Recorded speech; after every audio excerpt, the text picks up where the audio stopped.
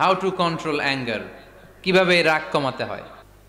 Keep silent, keep quiet, relax, কুল।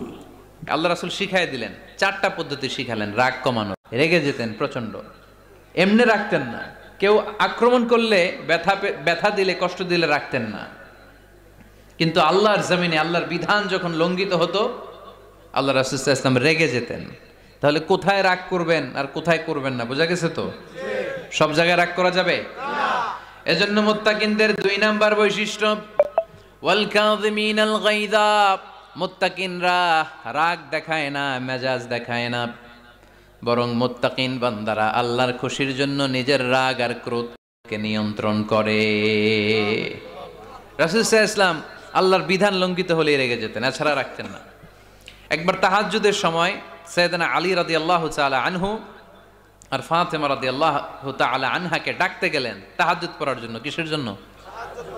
যে ডাকলেন, দরজায় কড়া নাড়লেন, আলী ওঠো, ফাতিমা ওঠো। কিন্তু সাইয়েদনা আলী রাদিয়াল্লাহু তাআলা আনহু বললেন, কি জন্য উঠবো? আল্লাহ রাসূল সাল্লাল্লাহু আলাইহি ওয়াসাল্লাম বললেন, তাহাজ্জুদের জন্য। আলী রাদিয়াল্লাহু তাআলা আনহু একটু কৌশল করে বললেন, আমাদের রুহু তো আল্লাহর হাতে। রুহু কার হাতে?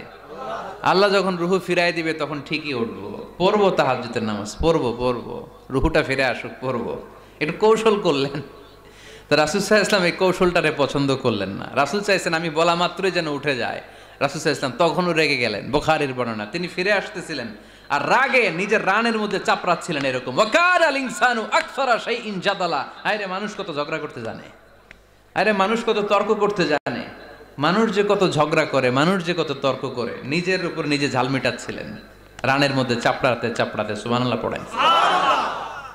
আক্রমণ করলে রাখতেন না, ওটের নারী ভুঁড়ি চাপিয়ে দিলে রাখতেন না, কিন্তু ধর্মীয় বিধান লঙ্ঘিত হলে বিশ্বনবী রেগে যেতেন। চিল্লা এখন সুবহানাল্লাহ। এজন্য মুত্তাকিদের 2 নাম্বার বৈশিষ্ট্য, আল কাযিমিনাল গায়দ, রাগকে সংবরণ করতে হবে, রাগ দেখানো যাবে না। রাগ দেখাবেন, কি করবেন? নিয়ন্ত্রণ করব। একজন নিয়ন্ত্রণ করবে শুধু, আর আপনারা কোপায় ফেলাইবেন সব। মাশাআল্লাহ। আরে বলো কি করবা? এভাবেই তো সমাজ পরিবর্তন হয়। শুনতে হবে তো আমার কথা, শুনতে হবে, জানতে হবে, দেন মানতে হবে। পরিবর্তনটা আস্তে আস্তে হয়। এই গুণে ধরা সমাজ এমনি নষ্ট হয় নাই, দীর্ঘদিনে নষ্ট হয়েছে। এটা ঠিক করতে হইলে আমাদের দীর্ঘ সময় লাগবে, দীর্ঘদিন লাগবে, অনেক ঘাম ঝরাতে হবে, অনেক পথ যেতে হবে, মাইলস টু গো। ঠিক কিনা? তাহলে রাগ দেখানো যাবে না। রাগকে কি করব? কন্ট্রোল করব। সবাই রাজি? যারা হাত তুলছিলা যে আমার রাগ বেশি, তোমাদের জন্য tips, how to control anger, কিভাবে রাগ কমাতে হয়। আল্লাহ রাসূল সাল্লাল্লাহু আলাইহি ওয়াসাল্লাম এটাও শিখাই দিয়েছে। শুধু হুজুরে কইছে সুবহানাল্লাহ। সুবহানাল্লাহ বললে কি গুনাহ হবে?